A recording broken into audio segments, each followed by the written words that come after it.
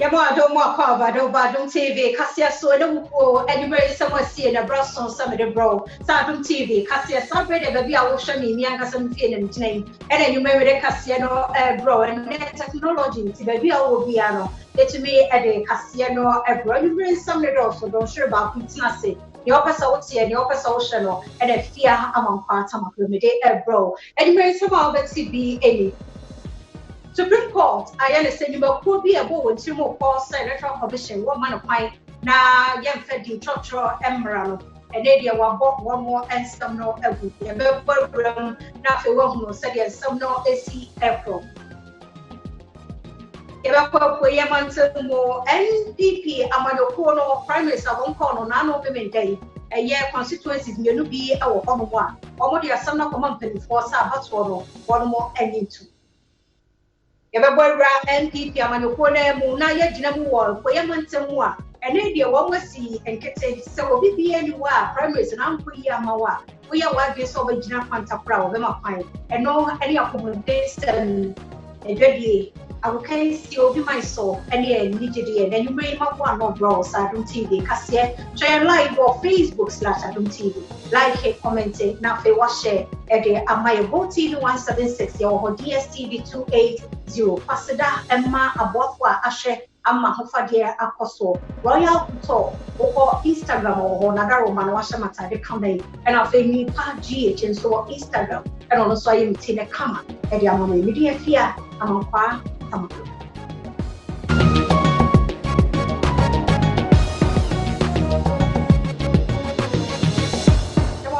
Fenya Brenner Hrested and some niche more Ankasa Etienne. Supreme Court Judge Justice Buffalo Bonnie and a Imani Africa and a society groups who will be a team of 100. So one more can a year a poor what the kind of electoral commission of Aquajina Court. So one more who find not yet a battle being for Mono. Imani Ghana and Imani Africa for the end of the day, one more at and some to us on TV Cassia. Supreme Court Imani Africa any civil society organizations afoforo bi say anka wonom so de one day ekwa akoka ho bie no Supreme Court Judge Justice Buffalo Bonnie ahye say enya de a wonom betimi de won ho ababeji mu bi saa ekuo nan eka ekuo ahodo a waka won ho abomu a wopese wosi electoral commission ne kwan sene be ya new voters register wopese woye no wojai Franklin Kujo ene president a woda Imani Africa ano. Well, on the onset of this application, we did say that we were at the benevolence more or less of the laws, and so what they decide to do, we'll live with it. It's just that we are disappointed though that they didn't even consider the brief itself. We think they would have benefited greatly from it,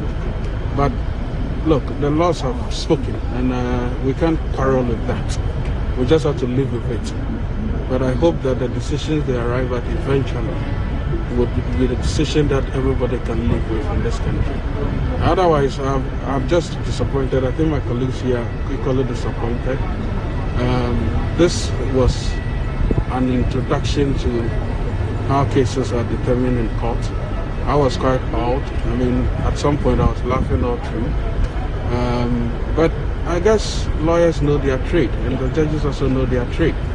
So yes, we can't fault them. They did what they had to do, but I think that to suggest that the amicus was not neutral was a bit far-fetched, really. Yeah, the court says you had made comments that made your position quite clear, and you would have better served your interest if you had just joined any of the parties instead of coming in as a friend of the court.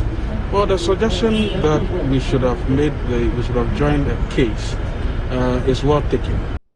Adom TV Cassiana we saw Shalian Twasona Yanko Epoya Wantamo NPP Amonokono and they supporters I would one more Apatia and Lower West Action Yano Poya Mantamos and I know men that promise now for you know one about one soon so and now there's one more editum DNT I mean what is need to gallon or the so party no National Executive Council and for more be and from Banadi. What we need to Adom TV, Cassiane support a CB.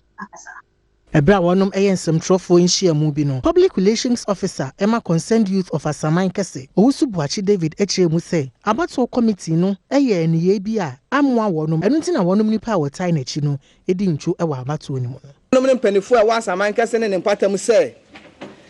yansi such as a champon a 2020 December election no omonto say omobato so a omobato skirt and blouse 20 years ni MPP na edi Asaman Kese akonya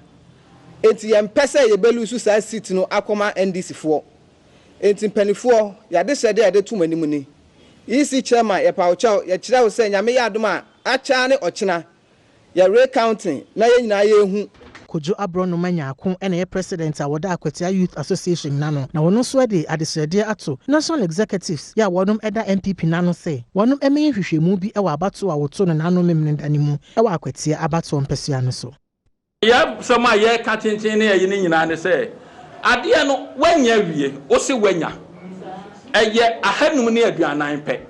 bra from keke ye nyina hwiemu ho ye nkenkan ye kan wie na onabo amase mwatwa ne nan a hallelujah ye beta mo ase ye nyina de o se yo ebebo machi na emomo no ya ye abom na se amasa de a amase no ogina ho se kwantenkro fisafe na wo san abepre abedi yanim enti se ye ne sa de a ebe ha ye nyina se ono no na ye sisi no Messi Edu Jamfi ya wonum etai fe no amase ya wonu eno ye mrahye na wogina mu ma Akwatia namfo no nso edi tudwa se empanyinfo anhwe ankenkan e mane yi enu nti na wonum nipa no edi ntwo no enu nti hu behia se empanyinfo ebesan akokenkan e mane biom aba ye kwoto no memende etwam yi yente ye ho ase efise ye delegates e wa Akwatia ye prefer say ye to aba ne maye maame but ekodu dem ho no aba 540 no di akodan ye no yente ye ho ase nti ye sra ban ne mpanifo region national Mr. Secretary John Boadu yensa gu yensa yem Akwatia ye ni abre say ye tie form ade Akwatia man na kan say yamfa oba tampa ama say ama Akwatia ye be two skirt and blouse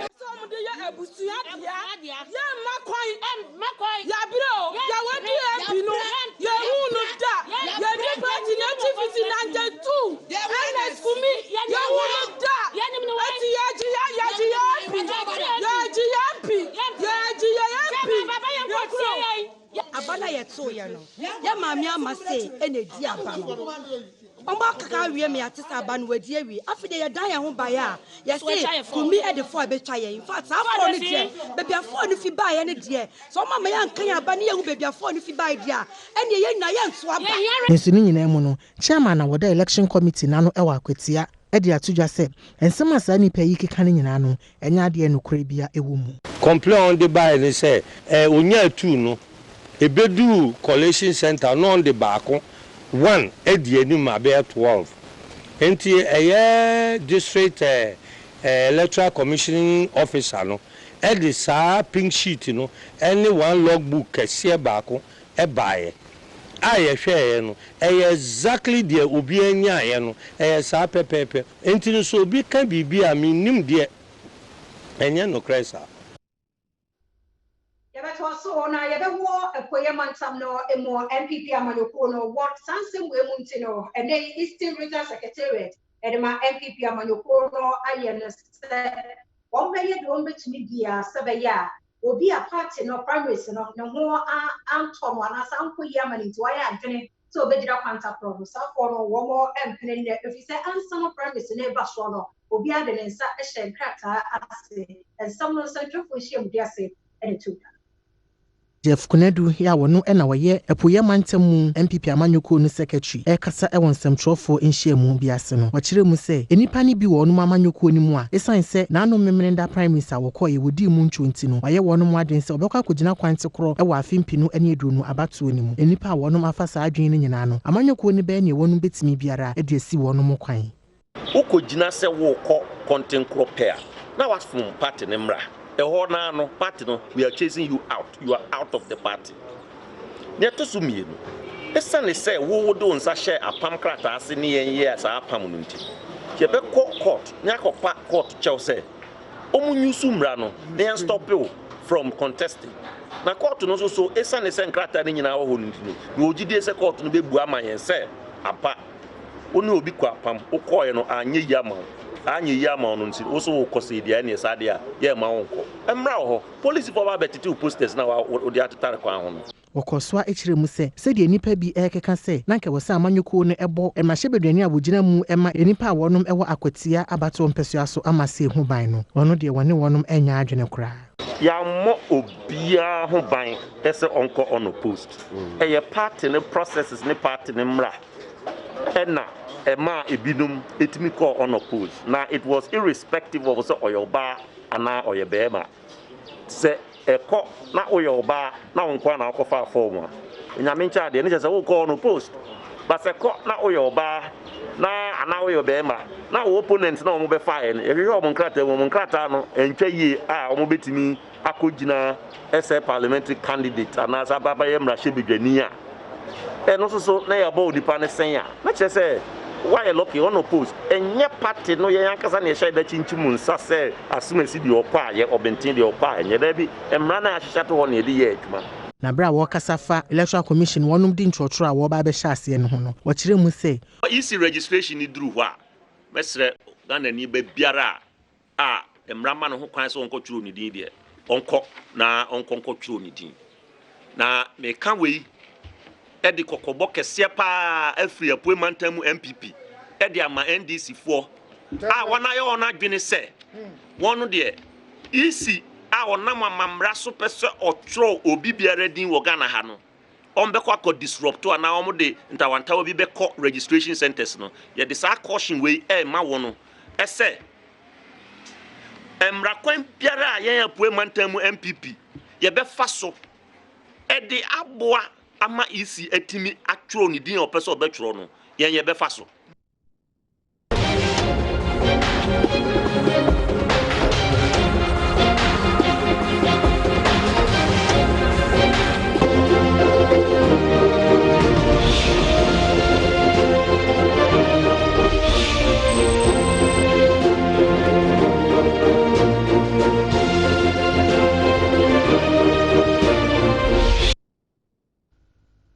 Adom TV, Kokromoti Power Election Headquarters, Sena Ocean, young Pajin Krato Imra, above for being a boy at Chidom, Ban, son of Yaka Chino, Ebetos.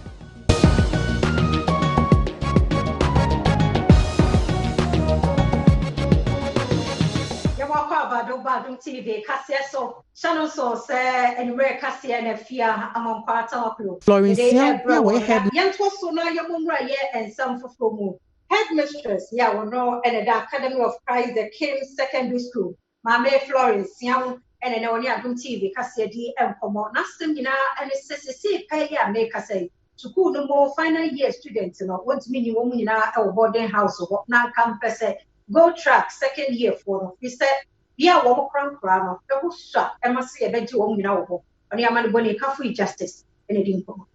Florence we headmistress ewo Academy of Christ the King Secondary School echiremu a school for wonum eba bewie any form to go track for no ebetimi ada enu ntanya ade a wobetimi agese adesuafo nyina wonum boarding house wonum ochiremu a eyo how bia wonum aka ho asem a besine ya no empanyinfo ntimi anya moa bia emfama wonum. We have a queer and peculiar situation here. The Form 3s, some are official bodies, and the rest are day students. But the space that we have, per the distancing that we are supposed to do, we can't take any. So we talked to regional director, we talked about all that, and they know that they have to come as day. And we treat them as such with the enhanced protocols. Awofo binom nso editu dwa say schools ahodo a ewo Cape Coast Mansini no mu nyina na emomodin ase oben nkyerɛkyerɛ soronko afa COVID-19 yare no se ne be ya yare no entere abra enkolai asen akɔ school mu bio mu no. Keep on educating the kids on the current situation. Now on my one tech yare now see they should encourage them to go by the protocols that the general authorities are laid down, and then make sure we abide by them. And I think if they do that, to go down well with the students and as well as the teaching and teaching staff. Football me ma tu me bane fu fie pa na me ansa oba. Football say me mo nya na for hagi omo ho. You shouldn't shake hands. Me mo cheche omo nsem. Omo observe social distance. No almost observe hygiene. I mean, it's almost said, baby, almost surroundings, everything should be neat. Opinion awada Ghana National College ano Joseph Atosapon enso kire hihye ya wonum school na ya wode bebo nkwada no ho ban. Like you rightly said, when they come in, initially we were bringing the vehicles 5 in number. The parents drop them, they wash their hands, then we register them. Besides that, in the dormitory we've arranged. Likewise, with the dining hall and the classroom, we've given them special numbers. That the number that you use in the classroom is the same number that you are using in the dormitory, and it's the same number that you are using in the dining hall. So that if there's any issue, we can easily trace it. Oswafo a wo hye mfimfini mantamu ne so KWAMENA DUNCAN enso de ato empanyinfo a wonom eda secondary schools ya no nyina se wonom enhye nkwada no na wonhye nose mask no. It must be made clear in no ambiguous terms to the students that wearing of the mask is compulsory, and the police will be coming in on and off to monitor any student who breaches that rule of wearing the mask. Not only will he, I'm sure, be breaching the school regulations, but it's a law now, so it must be made clear to them. Yabako Buno East na yakwa say mantam ni mo for ya wo yo ra ko fi amu akohene ene wo de ato awofo no nyina nim se wo mu awoma ehu hia se wo mu ko school me chere senior high school final year student and afa go track second year for no wasa wo for ni abatan so for one professor she bi e wasa aban no ye ene bo school mo fra no wa chere for mo ban no aban na ye ti awofo eni hu ni so fu mu no ma wo ma no ko school ko sua de oni adom kase edin ko for Bunu East Mantamu no so Kofia Mwakohene ene ama ne boni Christiano for yukuma etwetwe nkomo no wo kire mu se sadesuafo yi ekɔ school mu a wobetimi abɔ wo ho ban sene se wobetena fie anaso mpo se wobekɔkɔtena tena miamia bi a ani entimi enkɔ wo no mo ho nhyehyɛ ya wo mampanyin di gusuan ba di so pepe classroom 25 35 just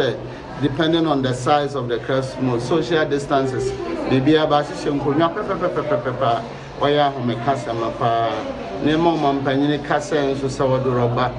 eye all the PPEs into nyina ba bodura bachicha masku so far e komen ohwe ba bia yokoya nkwala nyina obia kura ne sanitizer obia hye face mask kama a chese ohwe sane abeto obia nim se akonya abede amano he cho sababo we exams de bia oba one permanent kayino betena so now everything so far is so very good. Gabriel Ofosumensa ene headmaster wada techiman SHS ano wakire mu se PPEs aban ye se wode bema wonu mu nyina no wonsaka ye hwe ni mu si benya nkwara 1195 na so far 454 ana apa I see if you have 434 there nipa 338 I'm not going to be school. Minimum CP draw channel, not almost omina upper. Veronica buckets, sanitizers, tissues. And then I can't come thermometer no missa in a yensakabi. She say, make my say, Upia bit me hand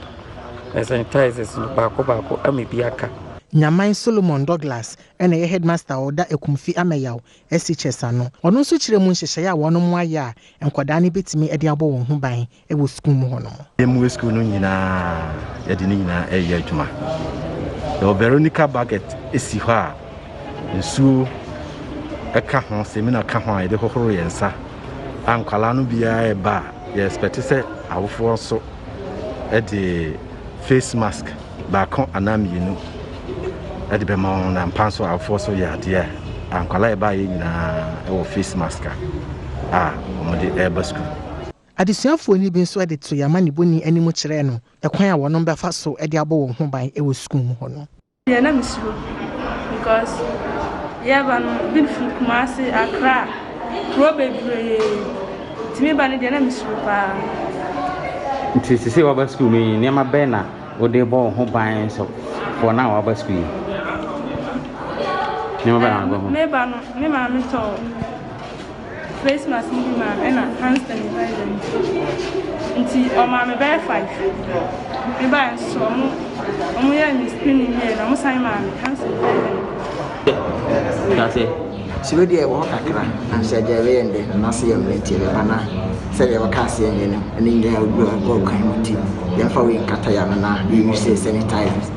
Tia Sevens, I've ever said a young Pombe, I don't know, I don't know. Yadusone ya komrane ya hwe said ya pomude mu nsam no ti abayo a wonya mfinhye aduonu nsia be bi oda no ye bakwa aba ne aba be hwe said ne nsam no eti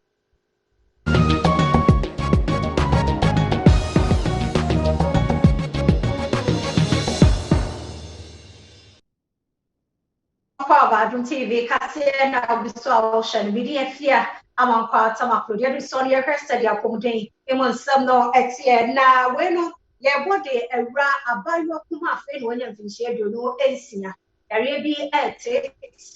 no say ya mona ni meni ya no wanhwa na nkwa afiri ni mu eno na nom so ama ne maame ananti aba Adom TV a ye ne no edinko ni muani ena ye nua ba Kristi ene nua ba masofo ba hanom de beto Adom kase ahwefo animu se ombe hia mo akakra e de akwakoye ye nua ba ne surgery me ba na entiapo oyari serious ena ye de ni kokolebu ye kokolebu no omu kohwe no ye twa scan omu hwe ne lab omu hwe ne bibia efe na ye kita 50 million e de koe omu se 30 million no me pa won chewa omu se de binti Jesus kanosu ena ye san ye chi ebaye ade no kwa na ekoso ena ye san ko biom no omu se Jesus ye ma 50 million na si 80 million ena ye san baye ampa saska no mi nibi mi nya nti still abofra no wo ho a ogosubre nti mi pa Ghana fo Chelsea omumboa me na me fa me ba no nko ayaresabia eno ntia na me baye isremo ada obano ne yare no ehyaase no ehyaase sen na ehyaase so edi be sen fie do na abosome sen ade no hyase no me fi se koko ade ni fifi woni sin enam no ho nti me fi se koko nti koko edura na ye sa still akesia na de ni eye na me be hu se na enye koko nti na ye de ni kolebu no ade ni hyase be ye 3 years no ni e ma bra me nyeska ma ya me nyeska nti mpamochew mombo me wai mpamochew ara didie mu ne nnamu na life mo te say ne life mo no oni ahodin se na de ne yenso ontimi ndidi onu munso a gise odigu piota rubber mo ansana obenum nkwan po gise odigu rubber mo ansana obetimi anu ya maami akua e de nasem atudwa osi ohia moa ehia sky betimi ade aboa ye nua bayi na wanya ahoto sa wo moa bia opese wo de boa ye nua Kristi a obetimi di ato MTN mumu number 05914728886 05914728886 kitwa bia nso a enu nti mumaye moa ye nua so I walk day Cassiano emo no so for the trail share home day so Bernardo Cowboy and a dear foot Magana 42 one more so brache for COVID-19 and more and share yes will be this one or say the already also be a edition now this one and Yadiano over more few more I don't Cassia at us. For abedi echira wo hwe apomoden ho nsem so Bernard Okoboy e de afuto akwama Ghana fo a waye wadwen se yade coronavirus no ebi nya omo ne sa nti enhyehyɛ a aban de agu akwan mu nyina wani so no wonni saa nhyehyɛeɛ ne so esan sɛ yadeɛ coronavirus no ɛyɛ yadeɛ bi a ɛmfa ho ne wo nipa ban a woyɛ ebetimi anya wo na mmom wɔ na wayɛ wadwen sɛ yadeɛ no ɛbɔ ɔmo kora ho betimi atɔ ɔmo no ɛnyɛ saa na ɛteɛ ɛwɔ obi ahonam mu wɔde saa nsɛm yi to dwa ɛbra adwumayɛkuo bi a wɔnhyɛ aban ase a wɔn din ɛne Ghana Aid a wɔhwɛ sɛ mɔntamu obenya nsupa anom ɛpa dwumadie bi ho ntoma a wɔde bɛboa aban na afei wayɛ nkyerɛkyerɛ ama ɔmanfoɔ yɛ a ɛyɛ sɛ wɔhohoro wɔn nsa abere biara virus no ɔdo yɛnya no hoduro no wodi sɛm na rules sɛ deɛ wotumi ɛwɔ wotumi sɛbi wotumi wɔ ma virus no kɔ away na sɛ uru nsa na ɛkɔ a wodi nsa kɔ w'ani ana w'enu a wonya yare no bi na ɛyɛ sɛ wobɛbɔ wo ho ban kyɛn deɛ wobɛka sɛ metwa mamanya yare na me nipa duade no bɛku bebree di yare no ku a wɔmodi kunim ye minister honorable Kuku Ajimamenu mi boss or the virus na ku ama wadi kunim nanso enye obi a na di kunim na ye nim sɛ wodi no saa na obedi kunim ana enti ye pa mo kyɛw obi anhwɛ no nso yie sese nso ye ayɛ asuade anya nim de sɛ obi nya virus na sɛ hwe nya no ɔyɛ asymptomatic na etwam na wotwum yenu pɛ virus no ni mu biom Osofo bi de atwa wɔhwɛ ahonidie ho nsɛm so enso de na no di sɛm ɛto adom kaseɛ anim esrɛ sɛ yenuanom nyinaa sebio kafra kyɛ saa amoa yi ba bɛboa wɔn no ɔmo mbɔden asɛ ɔmo bɛbɔ wɔn ho ban na saa yare abai ama anye bia ye nyinaa yɛsua bibi afrim nea yɛsua film no sɛ yɛbɛfiri ha no we should come out more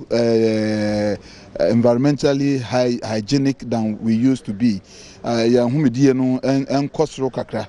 Opanyin kase a wɔda Ghana Aid no ɛde nsɛm ɛto nsɛnhwɛfoɔ anim sɛ ɛyɛ wɔn dwumadie na wɔdie no wɔde boa aban na afei enso sɛdeɛ abre biara no wɔbɔ wɔn ho mmɔden sɛ Ghanafoɔ ebenya nsupa ne titu wɔ na wɔwɔ nkrasie no ne saa nti na wɔde dwumadie aba yɛkyerɛ proposal kakra ɛde kɔ UK na ɛnam so nti ɛma David ɛne liverfoɔ ɛyɛ sɛ ɔmbɛbɛ boain na yɛ nyinaa yɛafa kwan bɛfa so a yɛbɛbɔ COVID no ho dawuro na ɛnam so ama amanfoɔ tumi asesa mu suban a wɔyɛ ma COVID yare no ɛtrɛ no ɔmagya ɔmatwe mu afiri ho na ma COVID yare no so akɔ fam nti saa adwumadi bi deɛ yɛpa saa adwumadi no ho ntoma na adwumadi a yɛde boa adwumadi a aban ɔdi sɛ de bɛyɛ nyinaa yɛbɛsom na yɛbɛko atia COVID yare no nti yɛdi saa adwumadi ndɛ Ewa kwa bafe yenre said ye mo and some no etie na ne bi kasai akwansra adwuma tourism ye edipaku best 1,000 and a wo ba benya sika $50,000 ya ye de ba be so won wasene COVID-19 amane ma bebre adijin semo tichu ewo tourism industry mo no and aban aye san hihye we ya wo de busia we e ma wo mo se be ya wo de be ka wadwuma no ho na boa Senjisi kasa ewo nsɛmtwerɛfo nhyiamu n'ase no wɔkyerɛ mu sɛ aban agyetu mu sɛ akwansora ho nsɛm ɛlɛ ɔman bi afapem ɛnu ntina wɔnom akɔ World Bank akɔkɔgye bosia ba wɔde ba bɛsoso enipa a wɔyɛ akwansora adwuma asene sɛnea ɛbɛyɛ wɔnom adwuma emu betimi atere. The grant scheme that we have launched today is one component of the World Bank Ghana Tourism Development Project, which is a project that is funded by a World Bank facility obtained by the government of Ghana for the Ministry of Tourism to address identified challenges in the sector. Because the government has indicated that tourism is a pillar for transformation for the country, and therefore all efforts are being made to support the ministry to ensure that the sector grows. So this grant component of the World Bank facility is going to all operators within the tourism value chain.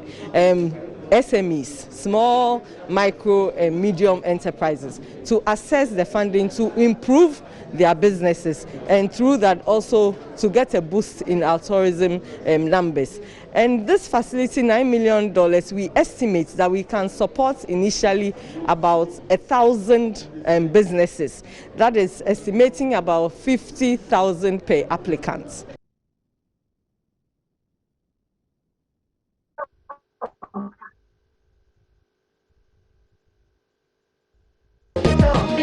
So na association and they won't be able to members in our enemy. Sir, obi biara obi wura ho ya won hye nose mask ni bi no na ma wo mo e ma wo pan Adom TV.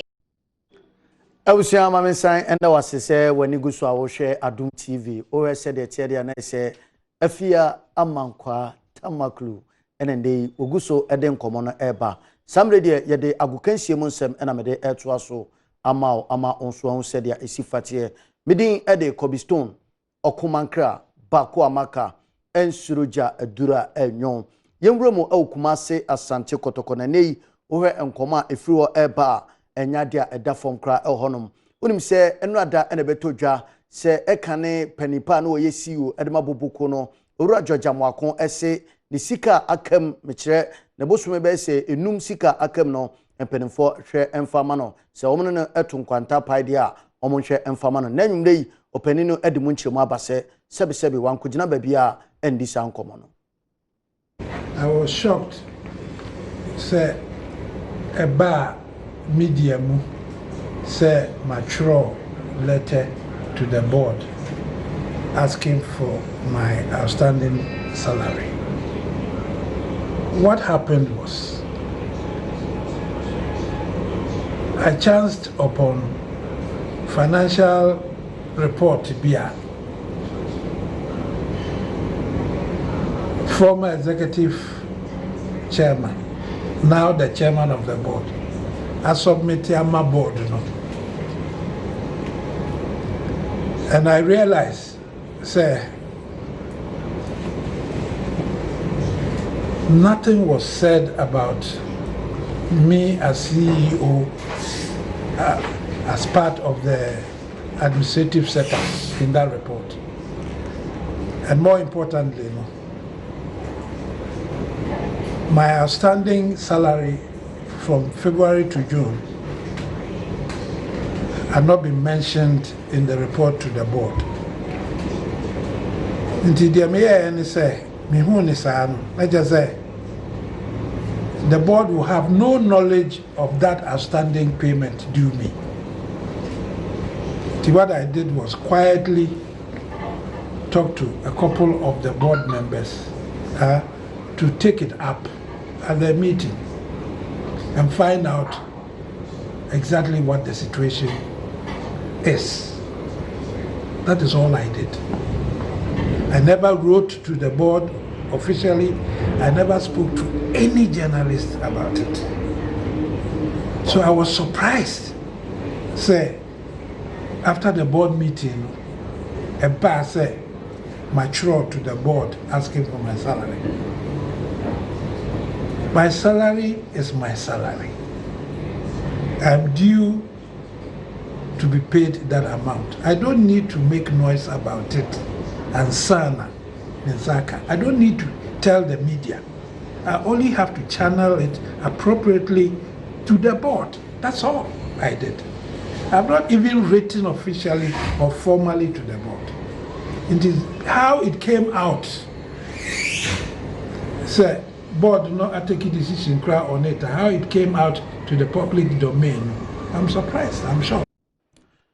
Ejiwe eye ensemo a owura Georgia Mwakon wono ena na ye CEO Edma Sante Kotoko ena ote se wode nkomo we etudwa no na nsunyini mu no Kotoko supporters ne penifo penipa woda no eye owura Christopher Damenya dodo na efrene de Chris ena odi tudwa se koba so penini ni sika no kra ena bia wo gia ya de se omu supporters penifo no ebekom ho abom na obodi ni sika ede ama no newborn there form no same problem na radio china social media say this say be ma omadwen the ezo mo ye no be form and the nyama kitikiti be say the supporters no already say they always work on it and then the patrons no already said they will solve it so that the team itself no eventually the peace of mind are sell it to the public quarters, the marketing everywhere to say skawa almost at the no this skawabishemu efinimu and international supporters ni other stakeholders now take a decision say they want everything about radio should be against Kotokono. They work on it quickly, send a bear and sell more, then go at the movie. Ejiwe eye ensemo owura Christopher Damenya dodo na friend de Chris and out say what in some way to dwa Kotoko nsem no dosu nyame aduma ye bi di akire na enkomo bi efiri oba no ye de honsem abro afi yenremu ewo Ghana Football Association eye referees no aso eye onim se enche bia ena owura Alex Kote yɛde ne din ɛbɛto dwa sɛ wɔno ɛna ɛmanage asɔyɛ no ɛnam so ɛma mpanimfoɔ akɔfa mfidie ahodoɔ a yɛfrɛ no sɛ vocaro sɛ bɛyɛ referees no ɔmo nso ɛbɛtumi ɛde acommunicate yie pa so ɔmo gya akoprama so ɛdi akansi ahodoɔ no a nano ɛna ne opani ɛde to dwa sɛ mfidie ne deɛ aba yie pa yɛadeɛ sɛ ɛbɛtumi aboa the vim ne na yɛ de baeɛ no akɔfam nti no but for now we cannot do anything about it nti as I say yɛtwɛn na yɛahwɛ sɛ na nneɛma bɛsisi akɔ afa referee no nsesan bebree abem and more as especially no about tools are referees ne de yɛ dwuma no na the communication gadget no a tool bi a ɛboa pa in refereeing nti no I think it's a booster, you know, to the referees, no, because for us and for the FA to acquire 10 sets of the gadgets, I think.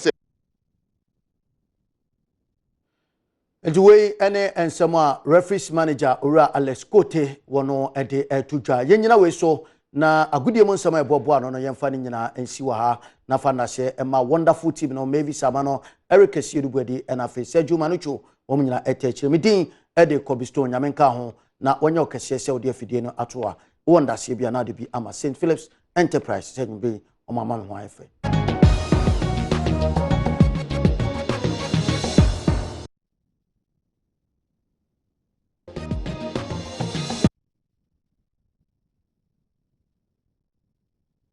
Kasiano yɛ si media pia amankwa tamakloke me yɛda na se no production crew ni na ɔtuna de pachi na ɛbɛtwa so